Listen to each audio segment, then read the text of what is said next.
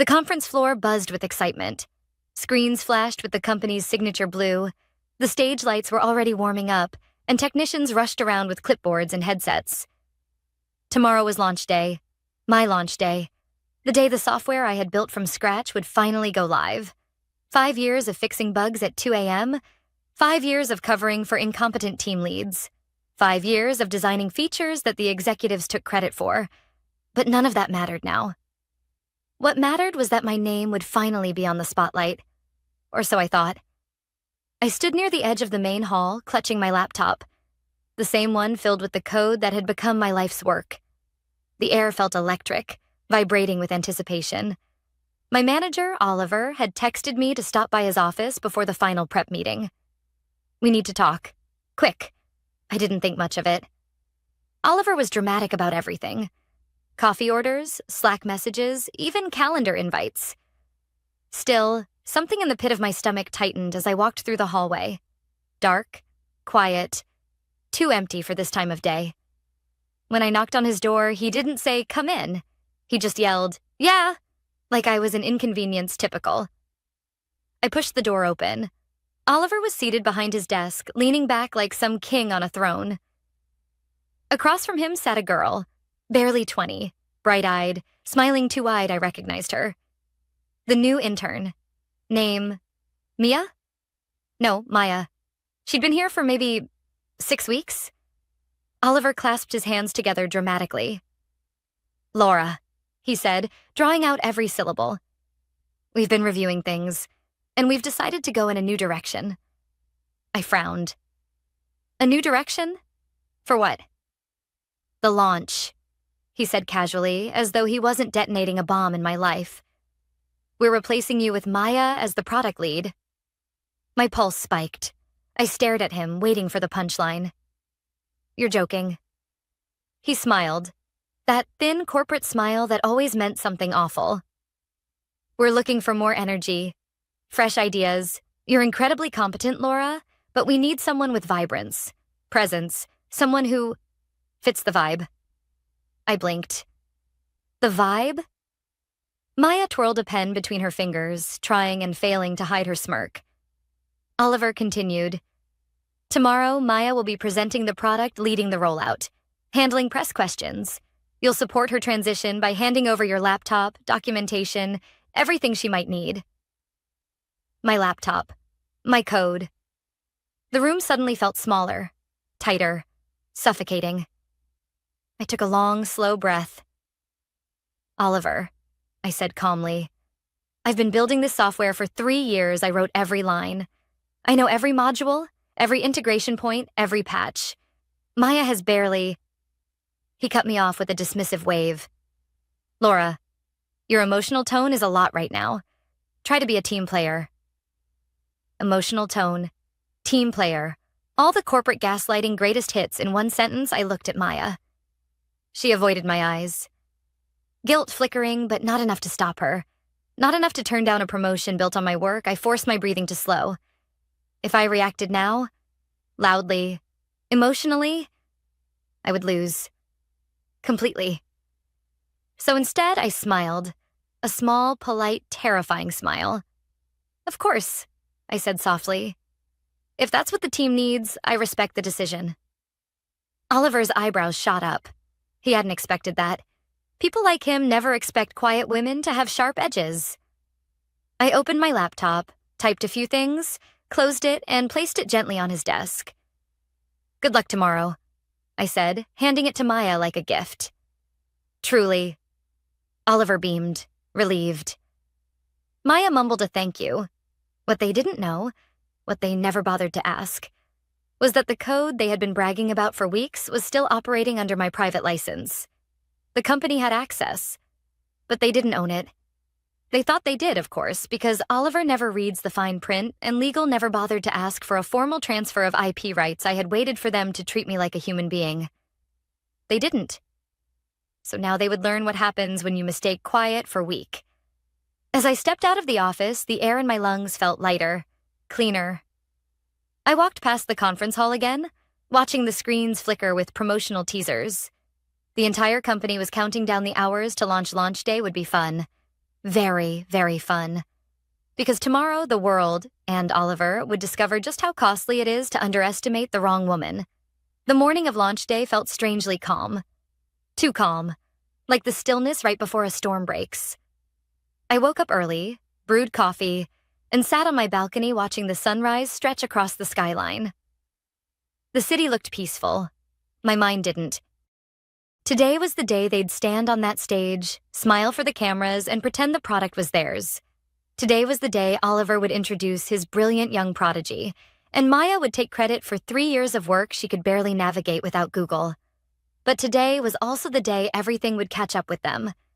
Still, I felt no rush, no panic, no guilt. Just clarity. At 8:15 a.m., my phone buzzed. A message from Rachel, my closest colleague, the only one who had ever actually seen how much work I did.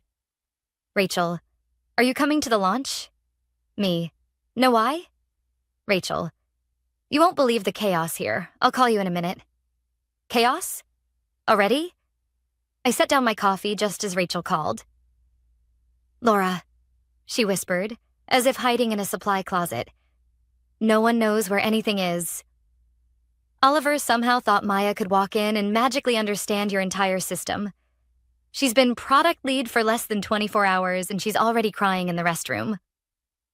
I let out a breath I hadn't realized I was holding. Didn't they have my documentation? That's the problem, Rachel said. Your documentation is connected to your private repository. They didn't realize until this morning the system is asking for your credentials. I closed my eyes, exhaling slowly. Of course it was. It is freaking out, Rachel continued. They're telling Oliver someone needs to contact you immediately. A small, cold smile curled on my lips. And has he? There was a pause. Not yet. He's trying to fix it internally. Typical Oliver, too proud to admit he'd made a mistake, I thanked Rachel and hung up. I could have reached out. I could have offered help. But something inside me, something that had been crushed for years, finally stood up and said, no, not again. Around 10 a.m., I turned on my TV and switched to the live stream of the launch. The stage was bright, polished, packed with reporters and investors. The giant countdown clock behind them read 00, 59:42, less than an hour to go. Oliver walked onto the stage, microphone clipped to his suit, grinning like a politician during election week. He started with his usual speech. Inspirational cliches, dramatic pauses, exaggerated confidence. But underneath the smile, I could see the tension in his jaw. His eyes darted to the side screens a little too often. Something was wrong. Good. Maya appeared next, shaky smile, notes clenched in her hands. She started presenting the product overview, trying to sound polished and assured.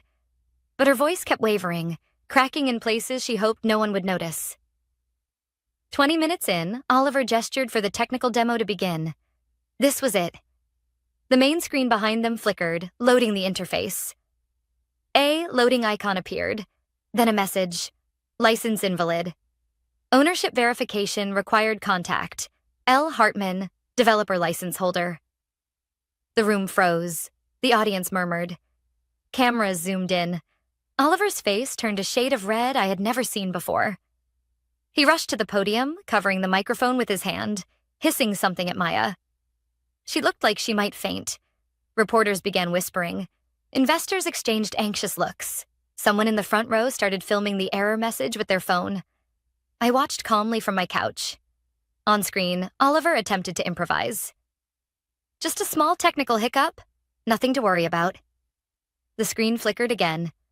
Access denied.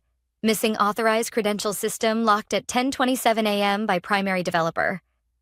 The audience erupted into chatter. Rachel texted me instantly. Oliver is sweating. It is running around like their shoes are on fire. This is wild. Another message followed. People are asking who the primary developer is. Oliver is trying not to say your name. He didn't want the world to know the truth. That the company was launching software they didn't legally own. That they had pushed out the one person who actually understood it. The live stream abruptly cut to a technical difficulties screen. My phone buzzed again, this time with a call from an unknown number I didn't answer. Seconds later, another call. Then another. At 10:41 a.m., a text appeared. Oliver, we need to talk, now. I stared at the message for a long moment, feeling the weight of 5 years settle into a single breath. Then I typed, I'm busy. Good luck with the launch. I hit send. And for the first time in years, I felt powerful. The afternoon unfolded in waves of ringing, buzzing, and vibrating chaos. My phone lit up with missed calls faster than I could swipe them away. Unknown numbers, company lines, even Oliver's personal cell. I didn't answer a single one. Instead, I sat at my kitchen table, eating leftover pasta and watching notifications pour in like I was observing someone else's disaster, not the one I had quietly engineered. At 12:03 p.m., Rachel called. She didn't even say hello. Laura, it's bad. I raised an eyebrow. Define bad. She took a shaky breath. It says they can't legally troubleshoot anything because the license isn't the company's legal is losing their minds. Investors are demanding an explanation. And Oliver? She hesitated. I've never seen him like this. A small part of me, a part I'd buried under years of being polite, accommodating, and quiet, felt a spark of satisfaction. What happened after the livestream cut? I asked. You want the short version or the dramatic version? Give me the truth. Rachel exhaled. They tried to hack into your account. I froze. They what? Oh, don't worry, she said quickly. Security flagged it immediately. The company could get sued just for attempting it. Legal shut it down before it got too far. I rubbed my forehead. They're unbelievable. That's not even the worst part, Rachel continued. One of the investors, the big one, Dawson Capital, demanded to know why the company doesn't own the product's IP.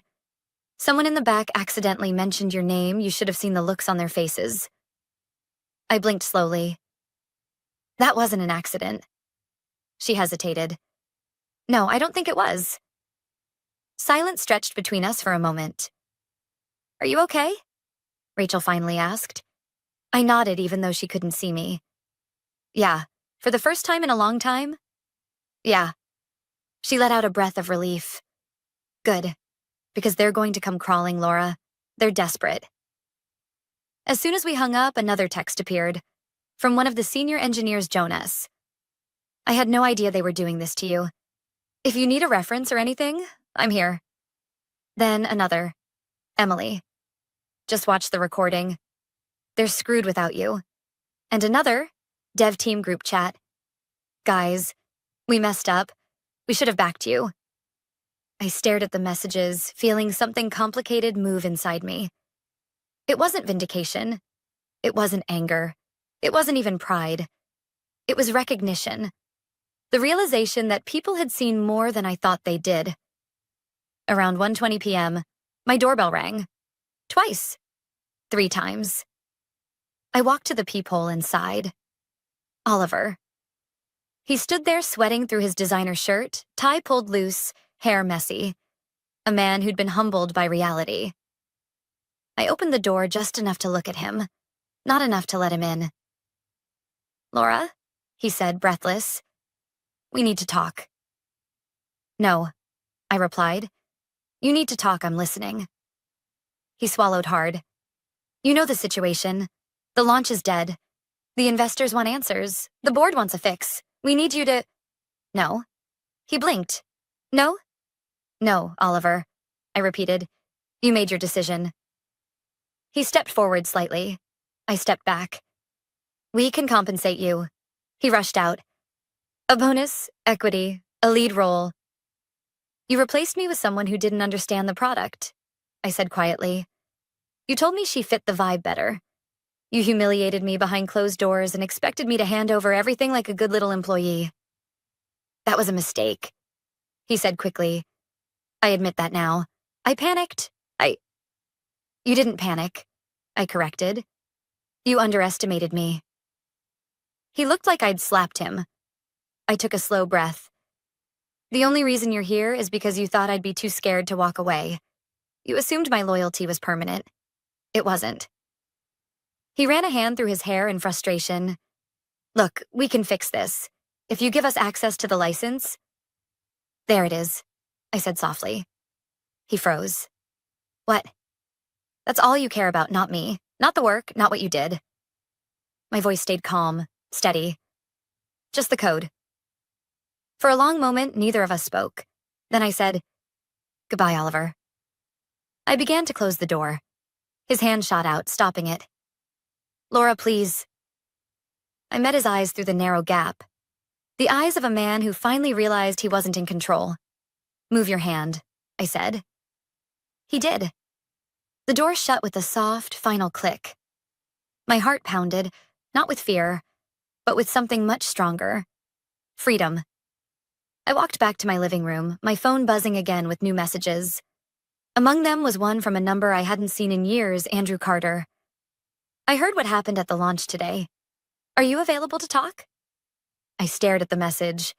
For the first time since this all began, the future didn't look uncertain. It looked promising. Very promising. I stared at Andrew Carter's message for a full minute before I even breathed. Andrew had once been the only executive in the company who actually understood what I did. Not just technically, but strategically. He'd championed my early prototypes. He'd pushed for budget increases. He'd defended me during meetings where Oliver tried to take credit for features he couldn't even explain. And then, 3 years ago, the board pushed Andrew out after clashing with the CEO one too many times. The company had never recovered from losing him. Not in innovation, not in leadership, not in morale. Now he was messaging me. My thumb hovered over the screen before I finally typed, I'm available. What's going on? Andrew, I'll call you in 10. I set the phone down, suddenly aware of how quiet my apartment was. The launch disaster still played on repeat in my mind. Oliver sweating, Maya panicking, investors demanding answers. But beneath that, something new was growing. Possibility. At exactly 10 minutes, my phone lit up. Laura? Andrew's voice hadn't changed. Calm, warm, sharp. The kind of voice that made people sit straighter. Hi, Andrew, I said, trying to keep my composure. I'm guessing your morning was eventful, he said. You could call it that. He let out a breath that sounded halfway between a laugh and disbelief. I saw the clip online. My phone hasn't stopped ringing investors, reporters, former colleagues. Everyone wants to know how the company managed to launch a product they don't own. I didn't respond. I didn't need to. Laura, he continued, I'm going to ask you something directly. Are you looking for your next step? I leaned back in my chair. I haven't really thought that far. Well, Andrew said, I have. It was quiet for a moment. I'm building a new firm, Carter Technologies, he explained. We're focusing on scalable software solutions for logistics and healthcare sectors. I need a head of engineering, someone who understands systems deeply, someone who's proven they can create something from nothing. My heartbeat quickened. And you want that to be me? I've wanted that to be you for years, he said.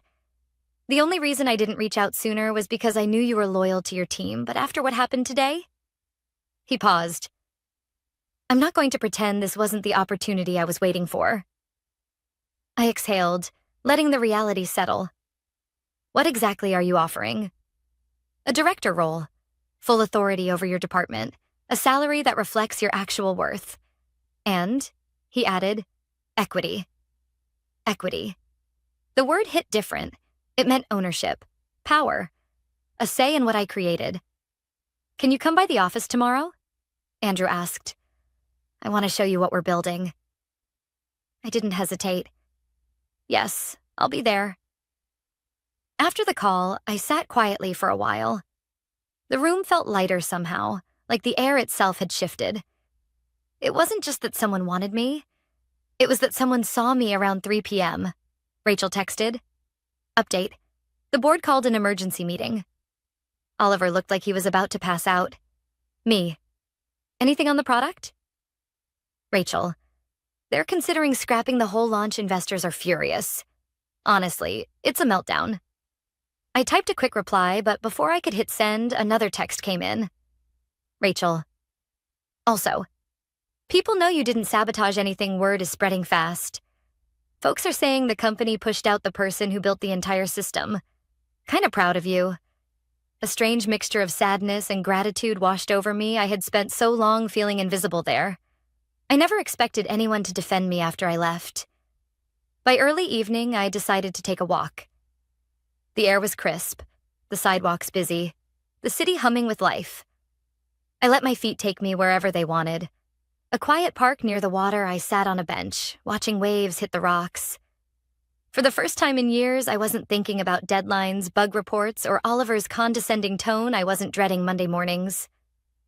I wasn't bracing myself to be overlooked again. I was thinking about tomorrow. A new company, a new role, a new beginning. And in that quiet moment, I realized something important. Something I wished I had understood years ago. Sometimes the universe doesn't push you out of a place because you're losing something. Sometimes it kicks you out because you're finally ready for something better. I looked out at the darkening horizon, my reflection wavering on the water's surface.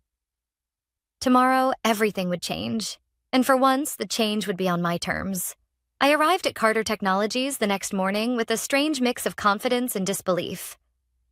The building wasn't flashy or towering like my old company's headquarters. It was modest, 3 floors, glass entrance, modern interior. But something about it felt alive, purposeful, like a place where things were built, not stolen. Andrew met me in the lobby.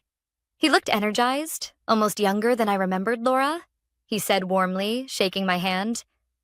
Welcome. He gave me a tour. Open workspaces filled with actual collaboration, whiteboards covered in real ideas, not corporate buzzwords, and a small but passionate team that greeted him like they genuinely liked him. We ended in a quiet conference room. This, he said, sliding a folder in front of me, is the official offer. I opened it. A director title, A competitive salary, actual leadership authority, and significant equity. Real equity, not the fake promises my old company dangled like a carrot. I met his eyes. Andrew, this is generous. It's what you're worth. He leaned forward slightly. I'm not hiring you for what you did at your previous company. I'm hiring you for what you can build here. Those words settled deep in my chest, grounding me in a way I didn't expect. Before I could respond, my phone buzzed with a call from Rachel. I excused myself and stepped into the hallway. Rachel? I answered. Oh my God, Laura, you need to hear this, she said, breathless. The board just finished their emergency meeting. And? They fired Oliver. I froze. Already?